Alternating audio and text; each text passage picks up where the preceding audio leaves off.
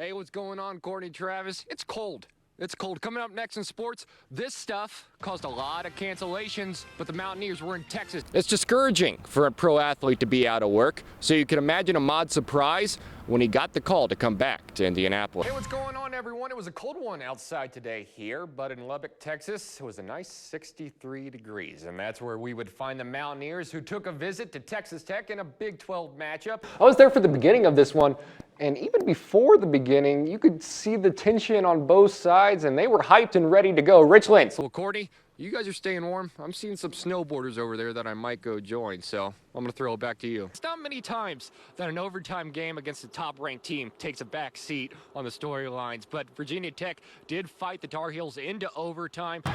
Watching this team, you would think most of the people on the court were upperclassmen, but that's not the case.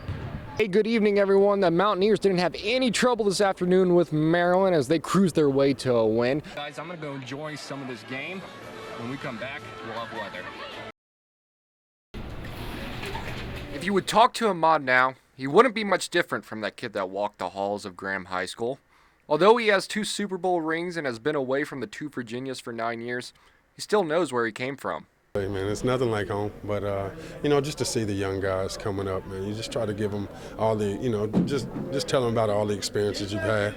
It's just, it's a blessing for me to get back and be that inspiration, just that, that role model for a lot of young guys. And, I try to see a lot of the young guys and just give them that visual that, it's possible.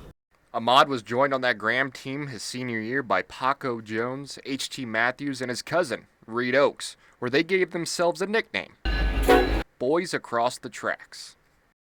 Paco and H.T. actually came from the Bluefield side and came to Graham, but we treated them like they were, we grew up with them because we did, even if they were across the border, man, it's all family, it's all blood, we just had a tight knit group of guys, man, and we just stuck together.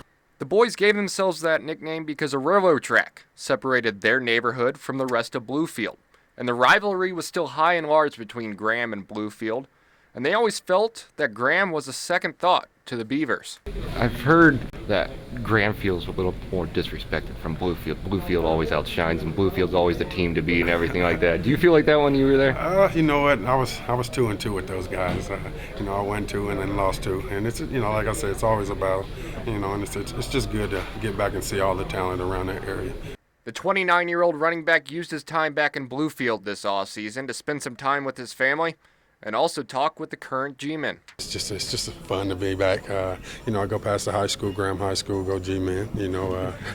I go there and try to talk to the guys and get workouts, get my lift in. And, that family time's important. So when I get a chance, it's just try to get back with my family and friends and, just to get that vibe and get that hunger again and, just to push me, like I said, I realize where I came from and I just got to work, keep it working and, get better every day.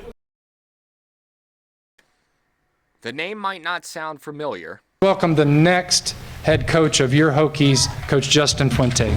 But he was high on the list of potential replacements for the veteran coach Frank Beamer.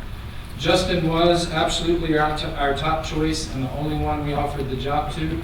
I know that every AD will say that, but I sincerely want to assure you that it's true.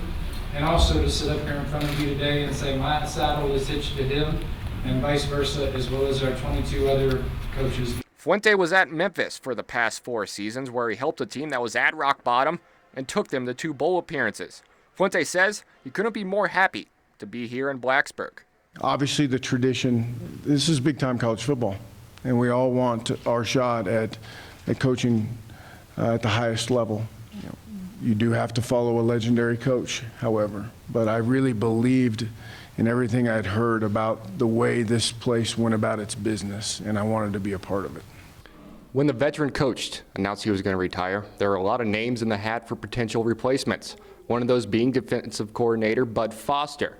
Although he didn't get the job, he will still be with the Hokies next year. And one of the beautiful draws about this opportunity was I believe that hopefully it potentially came with the best defensive coordinator in all of America. And I'm awfully happy that he's agreed to stay on with us and help us continue what Coach Beamer started.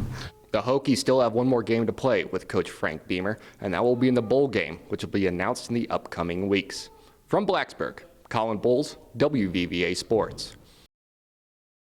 Hey, what's going on, everyone? West Virginia has a huge showdown Tuesday with the top team in the nation when they get a visit from the Kansas Jayhawks. But the Mountaineers would have to get past Oklahoma State today first. West Virginia fans pumped up for this one. That mascot's always scared me a little, known fact. First half, Mountaineers break the press, and that's Jason Page gets the big slam. He had 9 points on the afternoon.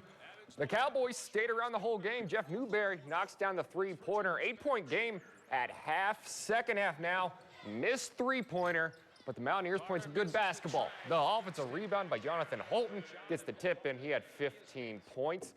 And then Javon Carter knocks down the trifecta. West Virginia gets the win, 77-60. Here's what they had to say after the game. It's real big. You know, whenever you win a game in the Big 12, it's big. And, you know, we just came off 2 big road wins and then, you know, came back home and finished it off, protected the house. So now we looking forward to Kansas now.